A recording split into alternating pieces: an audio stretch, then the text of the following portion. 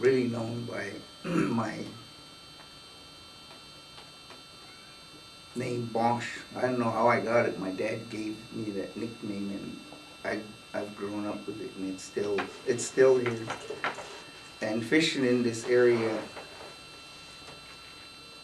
back in the 50s, I guess, is way different than it is right now, because in them days the guys used to set out nets and used to come in, just leave their nets out there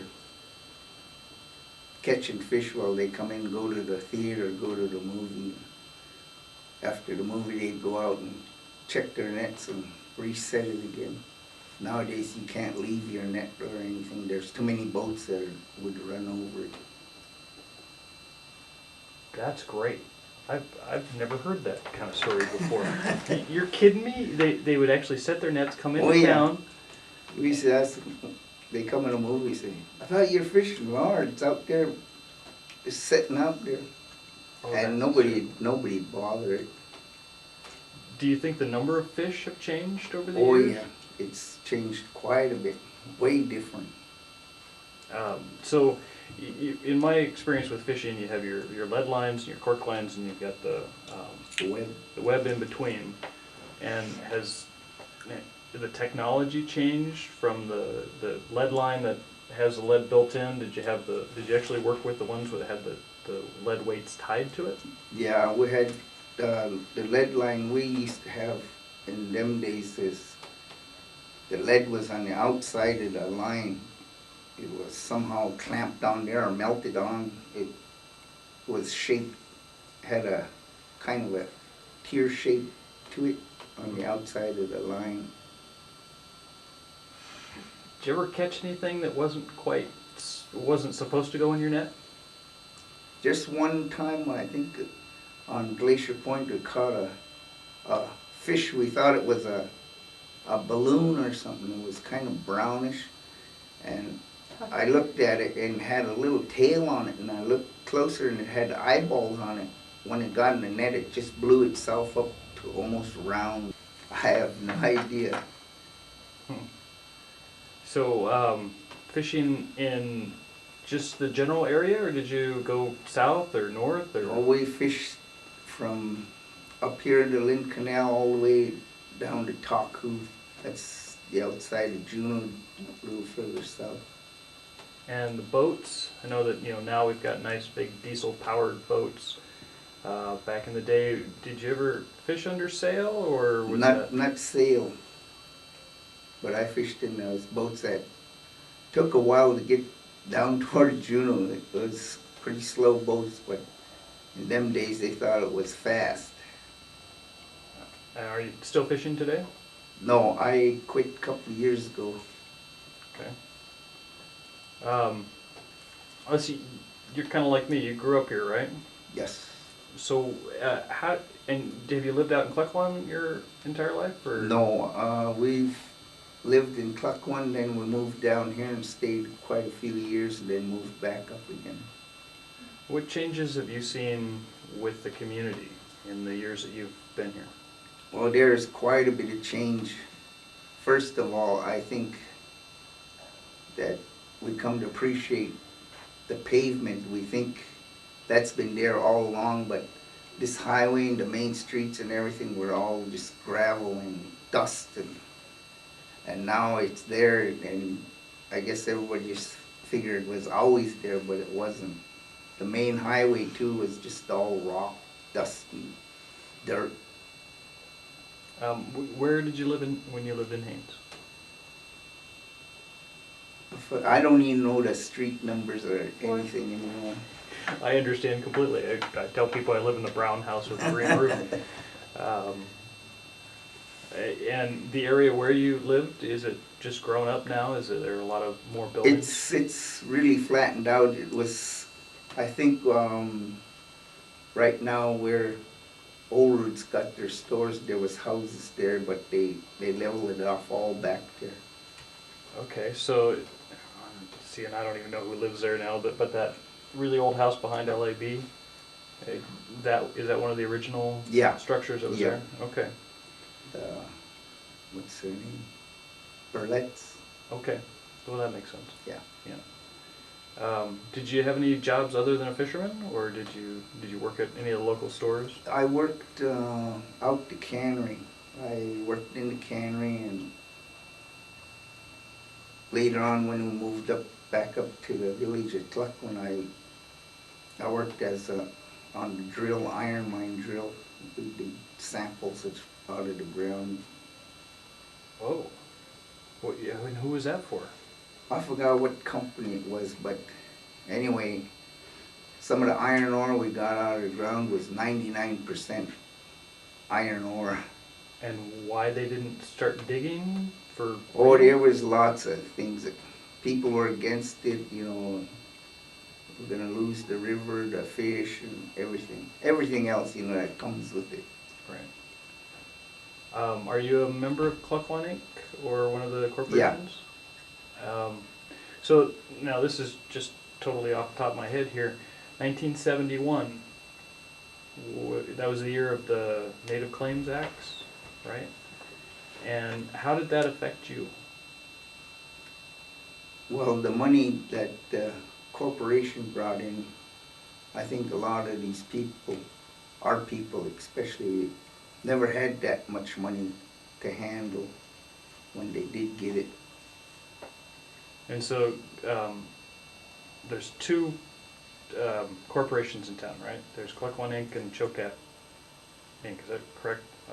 Please correct me if I'm wrong. Yeah, it is. The village of Tluckwan is separate from Tluckwan Inc. Okay. And in 71, every person alive, or every indigenous person alive, got a set of land, and then you got together and created the corporations, and now you're living off the income of this. Yeah. The fruits. The fruits of your labors. What positive things has this done for you and your family? Well, there is a lot of positives, and there's a lot of things that happen that the money brought in that we can't change the bad things that happen. But I believe it really helped the people to realize there's other things besides staying home making dry fish, or just being a fisherman, or this corporation brought in a lot of work, different kind of work. Okay. And you mentioned drying fish. Do you still dry fish? Oh yes. What's the general process of that? I don't give my secrets away.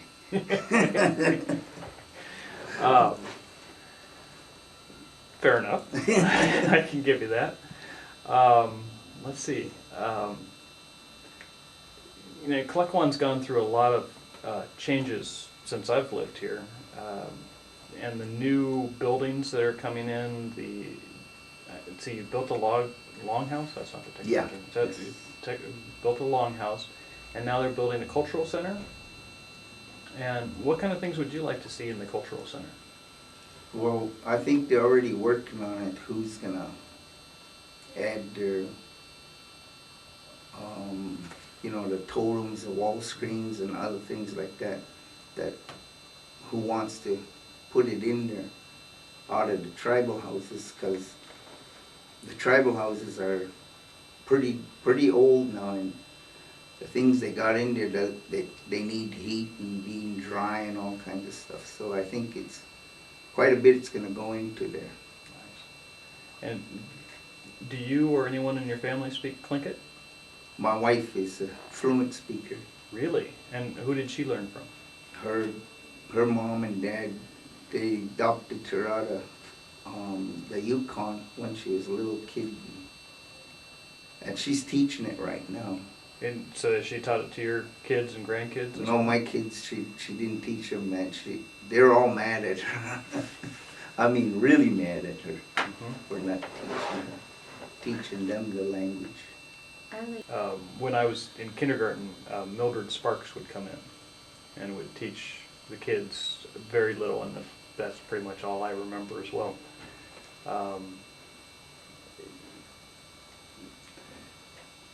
sure where I'm going with that. Are there stories of growing up in Klukwan that you'd like to share? Bringing in the school, let's see, the school. Mostly the things that I really remember is learning how to make the hooligan oil and making the dry fish in the smokehouses. So and it's just learning basic stuff that everybody always did. wait, now what's the process of rendering the hooligan oil? Oh, first you gotta catch it, and that's, sometimes you don't have a chance to really catch this stuff because they sometimes just hit the river and they turn right around. But it depends on the person how strong they want that grease to be. Some of them like it really strong and burn all the way down. But I usually just keep mine for a week and then do it. It'll be just right, just mild taste. And so you cook it, from what yeah. you cook it down and the fat or the oil rises to the top. It takes about 8 hours, I think, for me to cook a pot. Okay. And cook it and get the oil out, everything. It takes about 8 hours. Okay. And then what exactly do you use it for today? We use it for eating our smoked fish, and when we bake fish in the oven or something, we put it over the top, or else you boil fish and you put the grease in there. It gives it flavor when I like it. I get calls from all over that people want it because they're having heart problems, So I just send it to them and let them. Well, yeah, people pay big bucks for fish oil tablets. Yeah. So that is very similar, except priced 100% stronger. Is there any other kind of things that you remember doing back in the 50s or growing up that you do today for that reason, for health reasons? And Not really, just the fish and the oil, that's about. And I always do my own exercises and outside. And I never pay somebody to try to get me in shape. I think it's a lot easier for me to do it myself. I can understand that. Let's see, being out at Klukwan, are there any trades that you developed? Like, I know a lot of people do a lot of weaving and moccasins beading and that kind of stuff. Is there in your family, or there? I did silver carving for a while, and now I'm into making wooden feathers, just wooden feathers with native designs on it. I use yellow cedar. Of course, that would be the best there is. Did you learn with the Alaska Indian Arts, or no? I learned my carving. I learned while I was in high school. There's a native carver down there, and he taught me how to do that. And this eagle feathers I'm doing, I just did it myself. And where did you go to high school? Monaghan. Ah. And how many of your classmates from Haines went to Edgecombe with you? I don't think there's really any from Haines. I mean, not that went to school with me there, but there is some floating around that went to Monaghan, right, in different years. Excellent. Okay. I see you have some notes. Or did we cover everything that you want to talk about? No, I really didn't know what I was getting into, so I jotted down some stuff of this area that in my younger days that were here. The one I want to tell you about is the 4th of July celebration here is a lot different than it used to be. It's, in them older days, it was really good here. Where the First National Bank is and the clinic now used to be open field, and they used to build booths there. And it was just, the whole place was full. They had this grease poles and everything. And they called it the Strawberry Festival in them days, because this old guy stayed out 7 Mile, Pork Pine Shorty, they used to call him. He had that whole hill covered with strawberries, and you could pick all the strawberries you want and eat while you're picking. He charged $1 for a gallon can, and he gave you the can to pick. Wow. And a grease pole? What was the grease pole? That was down here, 4th of July grease pole. They used to have $50 on the top or something if you climb up there and get it. My dad used to tell us about one day stayed in Cluck when they used to hike all the way down just to play basketball. Come down, hike down and play basketball. Before they had cars and stuff. I'm Sarah Swinton, I was born and raised in Haines.